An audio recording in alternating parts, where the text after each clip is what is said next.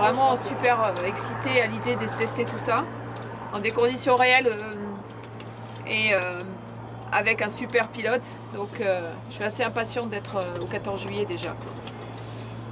Mais ça ressemble énormément au niveau de l'habitacle au Rafale puisque c'est assez serré et ajusté. C'est pas, on sent qu'on est vraiment dans une machine ultra perfectionnée avec le casque et toutes les données qui sont visibles à travers le casque. Donc on a l'impression d'être dans une Formule 1 en fait, dans un paquet de Formule 1. Pas de stress particulier, non, mais une petite appréhension parce que ouais.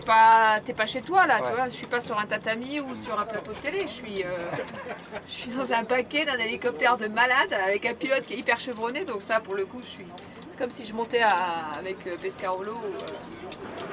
J'ai été pas mal briefée par le capitaine Marceau qui pilote un peu toute l'opération, qui m'a un peu donné toutes les infos utiles pour que je puisse un peu voir, visualiser ce que ça allait être.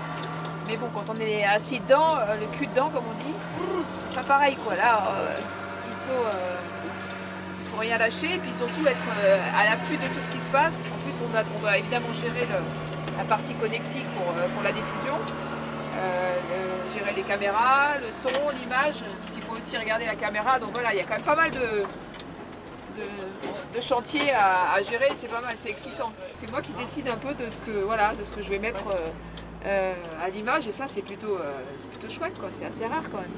L'idée c'est effectivement pour les prises d'antenne de regarder la caméra pour dire bonjour à Marie ou alors à l'invité et puis derrière assez vite de basculer sur la caméra extérieure qui elle permettra de voir à la fois la machine et aussi tout ce qu'on voit, tout ce qu'on survole puisque l'idée c'est quand même de faire voyager et de vulgariser au maximum cette machine, cet hélico de combat pour que les gens qui regardent puissent imaginer ce que vit un pilote ou un navigant quoi.